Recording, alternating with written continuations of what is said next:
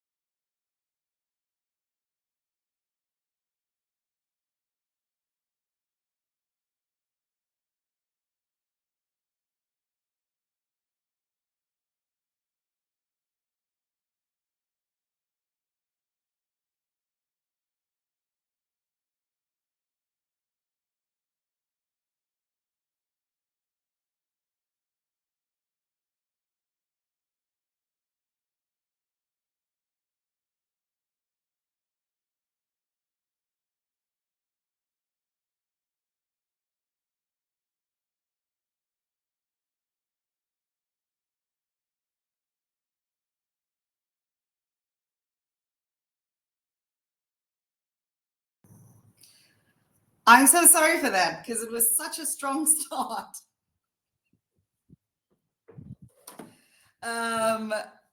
Thank you, Kolani. I shouldn't be looking at my phone, but I saw the call coming through there. So please forgive me. I'm going to start this again. I see I have 22 people now. It's 10:36. Thank you so much for your patience. Ellison, like I said before, really nice to see you on here as well as everybody else. And I'm glad I've got some laughing faces in. This has not been the easiest week for me. I'm going to start this presentation again. Let's get going. Okay, so welcome. Let me just check again to make sure. Can everybody hear me? Perfect. Thank you so much, Lauren and Erin. Okay, I'm going to get back to it here.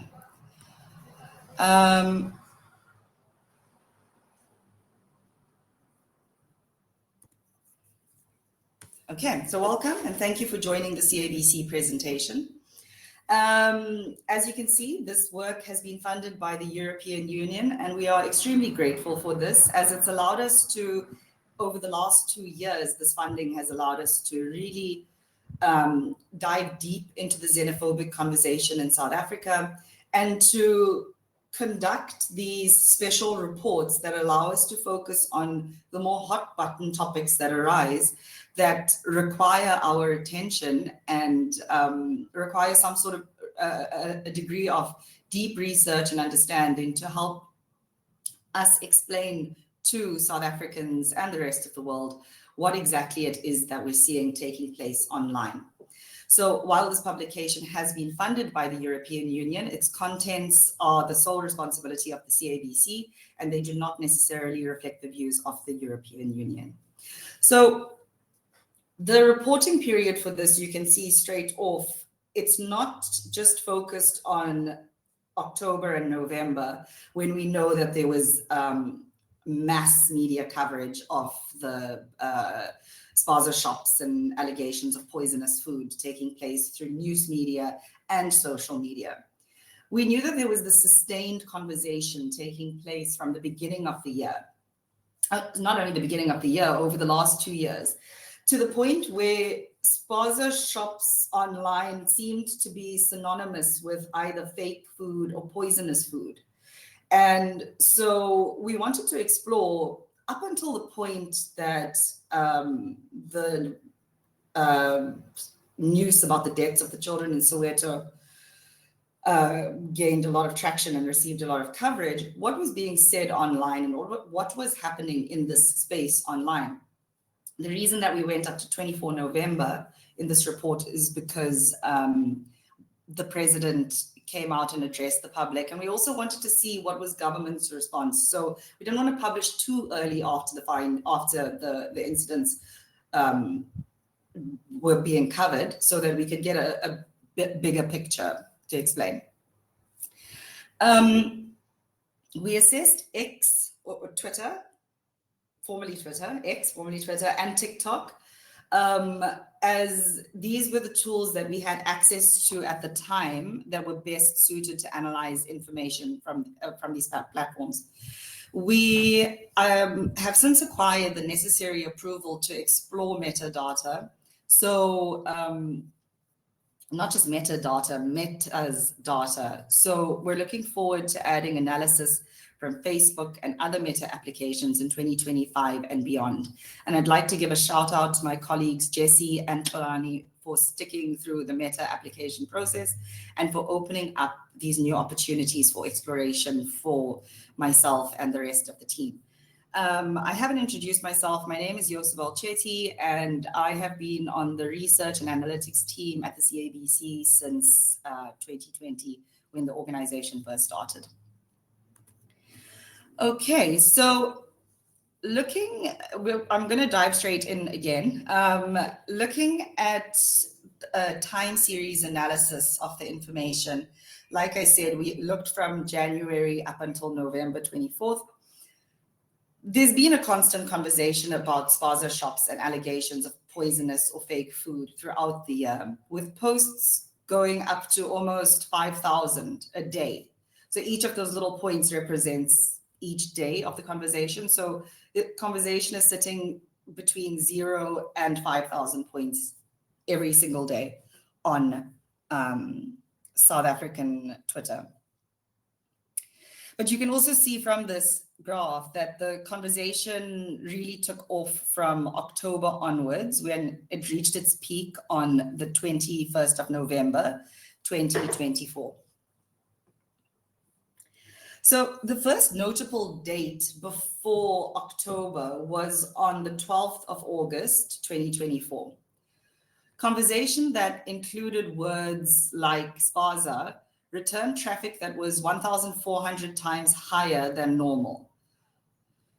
One of the posts that was retweeted more than 2,000 times contains the image of a man named Thulani Khumalo, and that's the one that you can see on the left of your screen, with a claim that he, a Spaza shop owner, was killed by a Somalian syndicate operating in Vosloorus.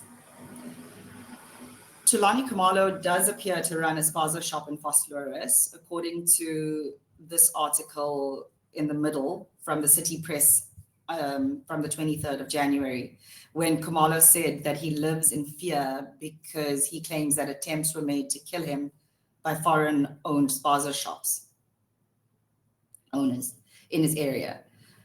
In the comments to the post, people did question if this information was real. And one of the accounts commenting asked the questions, how many times he died, Kanti? So that's why I put that question in the bottom there, because it's pointing out the farcical nature of what it is that we're seeing. So, and it could possibly be referring to the post that you see on the right of your screen that was made in May 2024 and contains almost the exact same wording from the August 2024 post saying that Thulani Khumalo was killed, rest in peace. And we know that the May 2024 post can't be true because we have the City Press interviewing the man who that post claims to have been dead a month later. So that obviously created some interest in us to understand who is the man Thulani Khumalo. And the man in the image appears to go by the name Thulani Lani on Facebook. And an image of him was posted to his Facebook account as late as 24 November 2024. So there's the May post claiming he was dead. There's the June article claiming that he lives in fear of his life. And then there's an August post claiming that he was killed. Again, both May and August by a Somalian syndicate is what the claim says. In November, he posts pictures to his Facebook profile showing him happy and alive, a normal guy. And for the purpose of this presentation, I actually went and looked and I found an even more recent one on the 1st of December again. He posted pictures of himself in his outfit.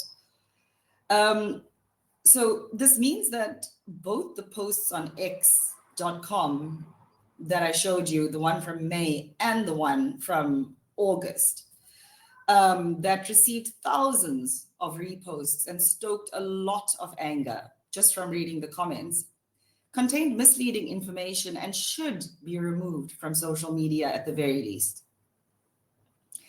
Khumalo's role in the sharing of misleading information relating to his death is not known. The Facebook account named Thulani Lani does appear to be linked to Thulani Khumalo, as the cover photo of this account shows the name Black Excellence Enterprises. We ran a biz portal search on Black Excellence Enterprises, and it was registered to Thulani Khumalo in February of 2024. So that's how we're able to link the two accounts. The repetitive nature of this post is reflected throughout the xenophobic rhetoric. The events and actions that took place around August 2018 provide a perfect example of this. For about a month at that time, social media was being flooded with allegations of potentially poisonous fake food, to the point where this narrative spilled over into television news programming as people began protesting outside foreign-owned Spaza shops. This led to the health minister at the time, Aaron Motsoaledi, deploying a group of health inspectors who visited 454 Spaza shops across South Africa to assess the veracity of the claims. Days after the deployment of the inspectors, Motsoaledi issued a public statement explaining that no evidence was found to back up the allegations that there was fake or plastic food being sold, if I'm not mistaken. Comparing this to what took place in October and November, we see that an environmental health practitioner appeared on ENCA on 2022 October saying that they were put there, it was because of the minister's, at his appointment, health inspectors were sent to test the products again. And on that day, that particular health inspector stated that no toxic chemicals were found in the samples taken from the 6 children who died in Naledi. However, during his speech on Friday, 15 November, the president said that it had been established that the deaths of the 6 children in Naledi, Soweto, can be directly attributed to a highly hazardous chemical used as a pesticide known as turbufos, an organophosphate chemical that is registered in South Africa for agricultural use. So what's the claim? The claim is that services are not running properly, that jobs are being stolen, and that all the failings of public institutions are because of African and Asian foreigners who have left their countries for better opportunities in South Africa. South Africans are being told through online narratives that they are being excluded from the economy because the Spaza shop industry is being positioned as their ticket to financial freedom, and that ticket is being taken away by foreigners. This is what they're being told. The reality is that poor South Africans who are navigating the aftermath of apartheid spatial planning more than 30 years after new leadership took power are being flooded with messages online that moves into social conversation offline about the evil foreigner stealing their jobs and poisoning their children and taking over an industry that should rightfully be theirs. According to from information in the report, South Africa's GDP in 2023 was 6.7 trillion rand. Now, because the Spaza shop industry is an informal industry, it's not possible to know the exact value of it. However, a potential value of that was estimated at 178 billion rand. So that accounts for about 2.65% of total GDP, if in fact that figure is correct. So while the messages to poorer South Africans are, you're being excluded from the economy because foreigners are taking over the Spaza industry, but there's this counter narrative that should be looked at, that why are South Africans not being included in the other 97% of the GDP? What about services and job creation in the other 97%? Why? It's far more economically exclusionary to say to the poorer South Africans, the Spaza shop industry is yours, you take that, we'll take the rest. You know, there's more of the pie to be shared. Okay, so looking at the second phase of after the announcement of the deaths, news about the children who died in Naledi, Soweto appears to have been the catalyst for the spikes in conversation that ensued from 07 October onwards. Accounts like the one who posted misleading content about the death of Tulani Khumalo in May 2024 immediately took to social media to rapidly escalate the issue they had been trying to prove as a problem in the township economy with little to no evidence before, i.e. that foreign-owned Spaza shop owners are killing South Africans. So they keep making these claims throughout the year. There's a sustained, they're killing our children, they're killing our people. There were also multiple other deaths that were reported, and the report goes into more detail about this, as well as the history of the Spaza shop industry, to make some of the points around GDP and economic exclusion a little bit more clearer than I've just done. So the picture on the left that you're seeing is of Joseph Sebatwana holding a picture of Monica Sebatwana, who was one of the children who died due to exposure to turbifos. The picture was likely taken from an eyewitness news article that was published on the 7th of October, which explains that Monica Sebatwana was one of 5 children from Naledi in Soweto who died on Sunday after displaying similar symptoms of diarrhea, vomiting, and frothing at the mouth after allegedly consuming chips from a nearby Spaza shop. So there's considerations here in terms of how the news is reporting it, because they're including statements like it happened because they allegedly consumed goods from the Spaza shop.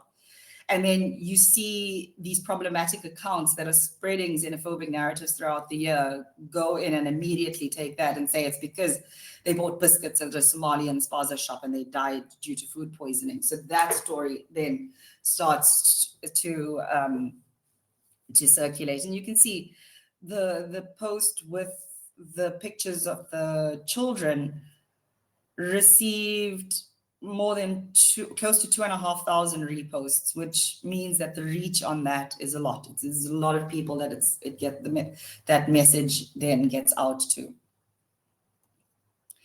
So there are 2 tactics at play in the posts by the account that I was just showing you. Firstly, the speed at which this information is circulated after news has just broken about an incident is critical for taking control of a narrative on social media and on news media. But we're seeing it more on social media because of the accessibility. Anybody can create an account, anybody can go online and start driving out these messages, especially if there's a machinery that they're backed by. This account didn't wait a day or more to use the deaths of the children.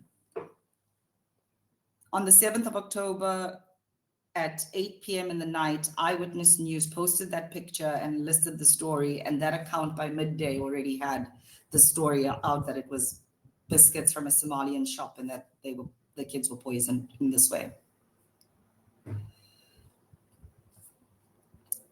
Secondly, when grieving parents who have lost their children are exploited in the coverage of these tragic events, cognitive vulnerabilities are manipulated in turn. So I'm not a psychologist, but a lot of the mis and disinformation work that we do relies on understanding the cognitive elements at play. So that's why we've included a portion on this in the report to explain what it is that's taking place. Why is it working? Why is it fueling anger in South Africa? So a cognitive vulnerability refers to a belief or an idea that an audience is predisposed to accept without too much critical thinking, as it makes an emotional appeal to fears and anxieties that people already have. Confronting one's own mortality and that of your loved ones is a core fear that evokes strong emotional responses. So there's a psychosocial element at play in these posts. The faces of the children are intended to elicit feelings of anger and sadness in people who then read false claims about how they died and associate those claims with the strong emotions that they're feeling.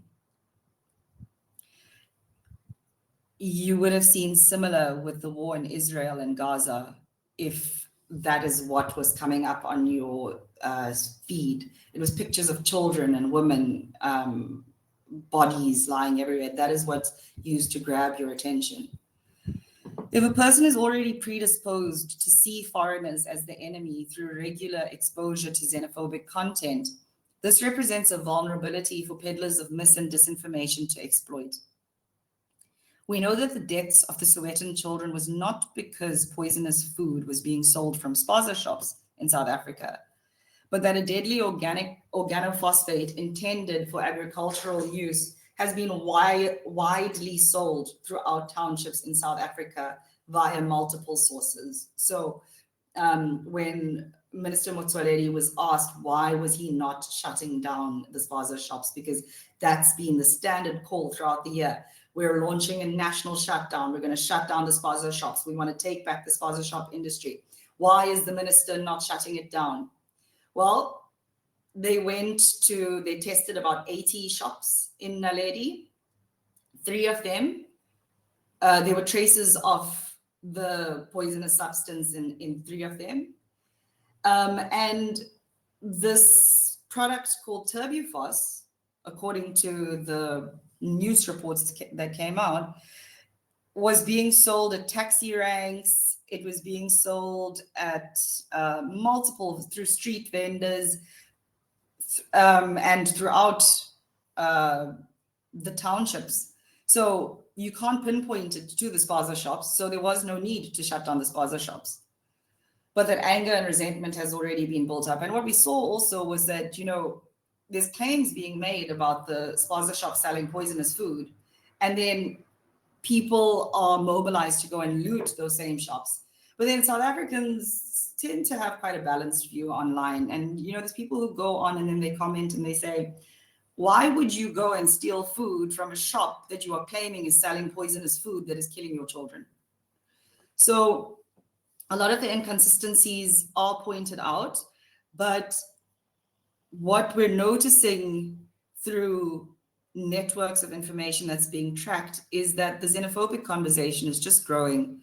It's getting bigger and bigger, and politicians like Gayton McKenzie and Herman Mashaba from Action SA are not making any of that any easier.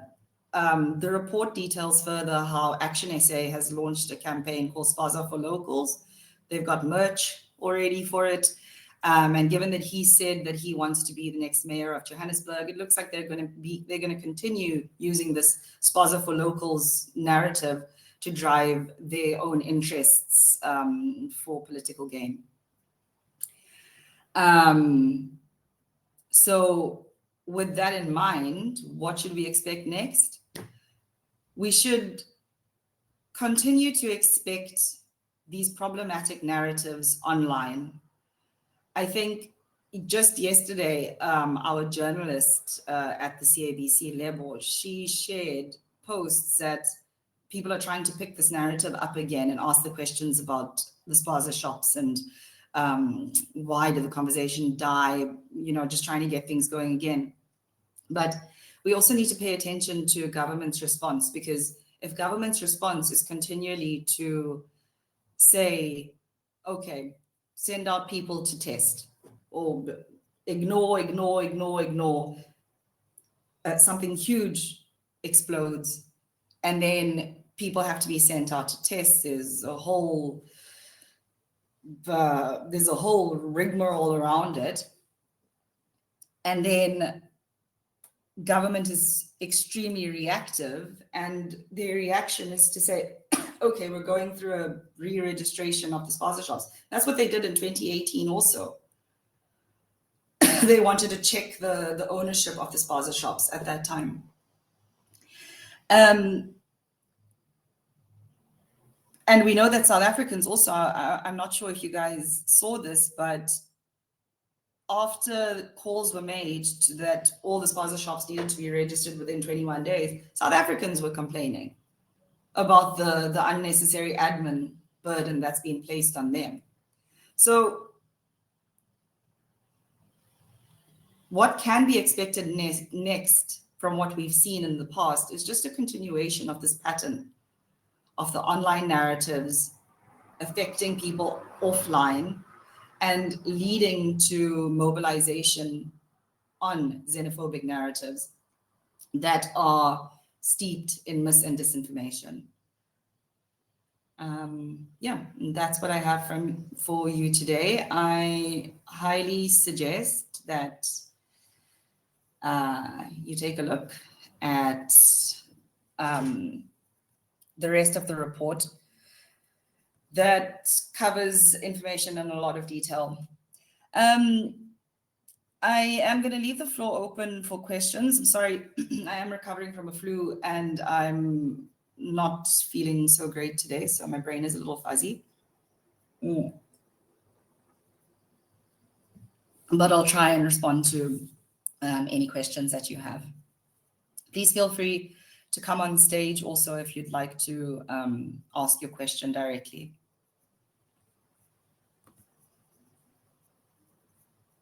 Thanks for sharing it, Kim.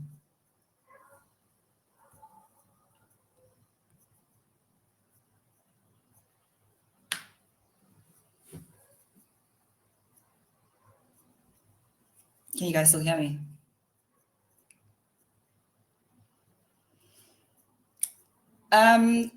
So it could happen through any form of media, but we see it happening.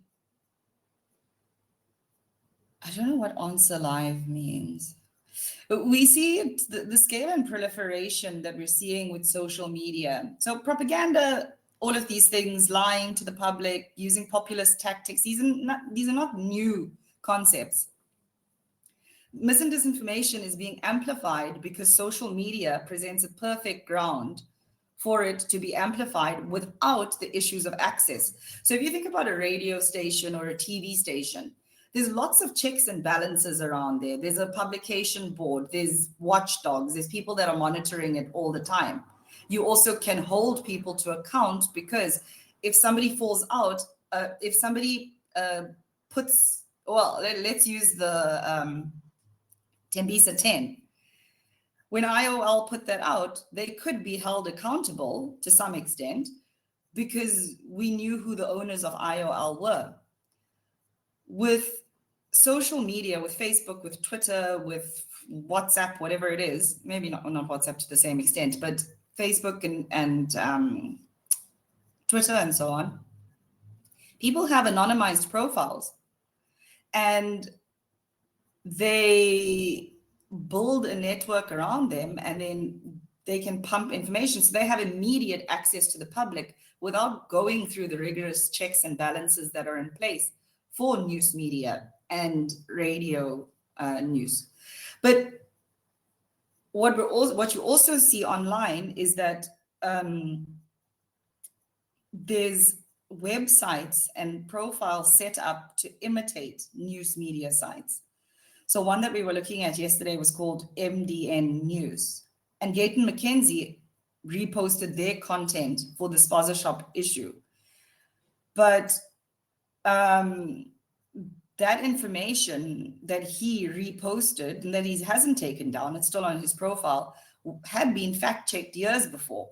And it was shown that the pictures were taken out of context because the pictures show what looks to be foreigners standing around blue ribbon bread trucks. And then the claim was that the blue ribbon bread was fake, was being manufactured illegally by them. But somebody did fact check that and they contacted Blue Ribbon and Blue Ribbon confirmed that the pictures were from a legitimate distributor. But years later, that picture is still being used. And then public figures who you can hold to account can just retweet something that looks like a news site. And then there's no real accountability there either because they could say, well, it was the news. It looked like the news. So that's part of the problem that we have with social media and misinformation. Thanks for your question, Michelle. Feel free to ask another one if I haven't responded correctly. Listen, you mentioned that the president went on to state that the 6 children and a lady had died from the farming chemical. This was after the minister had said there was no evidence of the food at Spaza having caused the deaths of the children. So what then was the government's official position, and why is it that government has 2 different positions on the cause of the death? So remember that Minister Motsoaledi said that there was no evidence for the 2018 incident. Sorry if that wasn't clear. So in 2018, Motsoaledi came out and said there was no evidence to support that there was fake food. Then you have a health inspector in 2024 who came out and said that there were no traces of chemicals on the food. So it wasn't Minister Motsoaledi, it was a health inspector that was interviewed on ENCA. The link is in that report. So this guy goes on to national news and says there's no chemicals. And then a month later, the president comes out and says there was chemicals found. So that's not really to questioning the official position between health minister and president, because they were aligned. There was a health inspector that the news media contacted and spoke to, who probably shouldn't have said anything, but there was so much confusion around this narrative, Al. And if you look at it also, on the 1st of October, sorry, I'm going to be a bit pedantic here with my times. On the 30th of September, I think, there was an article about children having died from consuming top score porridge in somewhere in the Eastern Cape, and that SPAR was recalling the top score porridge. And that was literally between the 30th of September and the 1st of October that started to make news on the radio and so on. And 6 days later, and then that story just was quashed. Nothing further was said about that. 6 days later, the children in Naledi died, and then that was just all out. Information was flying in from every angle. It becomes super difficult for people to digest and understand. Where do you turn to? Can you turn to ENCA, where they have a health inspector that's telling you something that's directly in contradiction to what the president came out and said later? So it raises a lot of questions about the flow of information. When do things get released? When is an appropriate time? But I mean, you know better than with regards to media and journalism than I do. And, the news cycle requires information to be put out. But the online nature of news also is that you have to constantly be producing content and putting it out there. So something's going to have to be sacrificed, and that's often the quality of reporting. There's quite a good documentary about a paper in Galicia in the north of Spain that's called La Voz. And it takes you through how those journalists were struggling to keep up with producing the same kind of volume that tabloid kind of news sites and clickbait news sites were producing. So it gives you an idea of what, I mean, it's easy for me to sit here and say, we got to control, people have to control the news cycle, you have to be more careful, but there's serious business considerations also that journalists and media companies are facing in order for them to stay alive.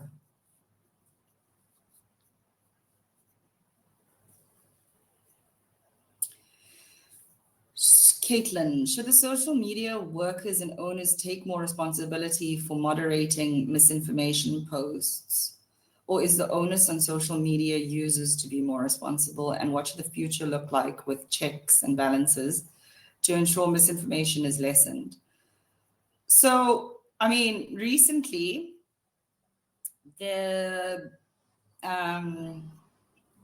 Meta has closed their fact-checking department because the claim is that they have been limiting the free speech of right-wing content And that's obviously now we're seeing that Zuckerberg and Bezos and the Google people are all in line, are all aligned with Musk and Donald Trump.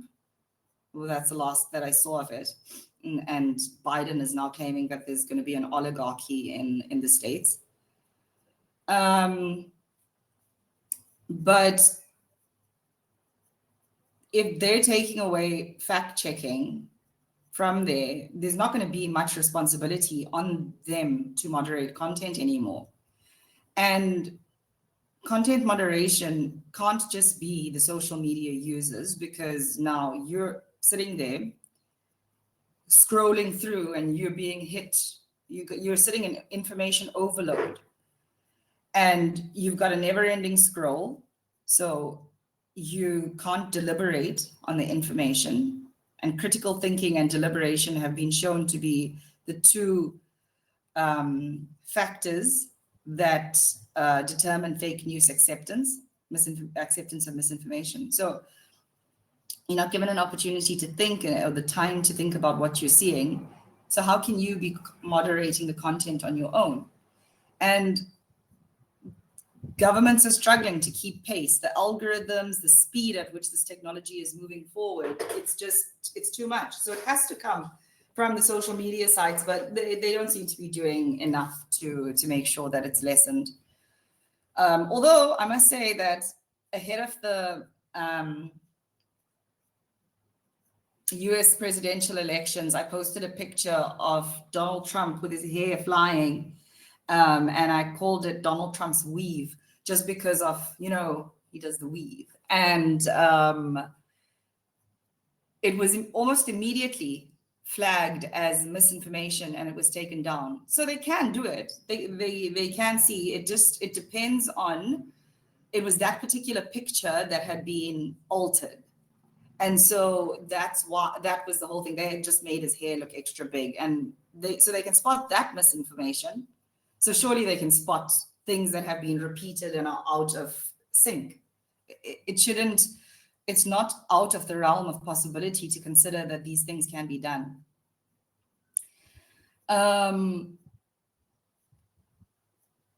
Cool, thanks Ellison and Caitlin. Lauren, this may be uninformed question. Don't worry, all good questions. But are the foods sold in Spaza shops regulated according to similar food standards of our larger food retailers? This is exactly the point that a lot of people were making. It's like, why are you going and bullying the Spaza shop owner? What about the manufacturer? Where are they getting it from? Also, what about the inspectors that are supposed to be going around and checking out the shops and making sure that the health standards are at a particular level? And yeah, I mean, I think it's this, I'm not sure, I'll have to check. But I imagine that wherever food and beverages are being sold and consumed, the rules around inspection and how you're supposed to keep them would be the same. I don't see why it would be different for Spaza shop owners. But great question. I mean, it's worth looking into, because those are the things that need to be considered. So instead of blaming the foreigner, talk about where's the health inspectors? Why are they not on top of things? And I think that they raised this in the Eastern Cape. And in the Eastern Cape, the content that comes out of there, a lot of it shows you that these guys are regularly going in and checking the shops out. So Gauteng in particular seems to be quite a hotbed for all of this stuff. And I think that one has to consider, what are the political angles here? Who stands to benefit from narratives like these spreading, and for a more formalized Spaza shop industry? Okay, Michelle, is there a different generational view on these types of issues? I'm not sure about that, but that is a great question. I wonder if younger South Africans are speaking about this in the same way. Yeah, because the xenophobic narratives have now been going on since I think about 2004. So we're sitting there with about 20 years of xenophobia, if not more, all aimed at African and Asian foreigners. And it's just ramping up. So it's hard to believe that they would see things differently than their parents do, but I'm speaking from a completely uneducated point on that. I'd have to do more research on it. Sorry, not uneducated, uninformed. My brain is starting to fade again.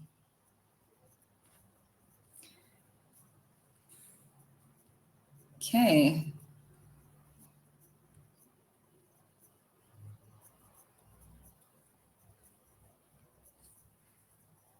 Any more questions? Yeah, it would be. I think you can reach out to Kim Tipe for opportunities to do a study like that. Okay, if there's no more questions, I'm going to call it. I see people are dropping off the call. Thank you so much, everybody who stuck around. Apologies again for the first 6 minutes there. But yeah, thank you and enjoy the rest of your day.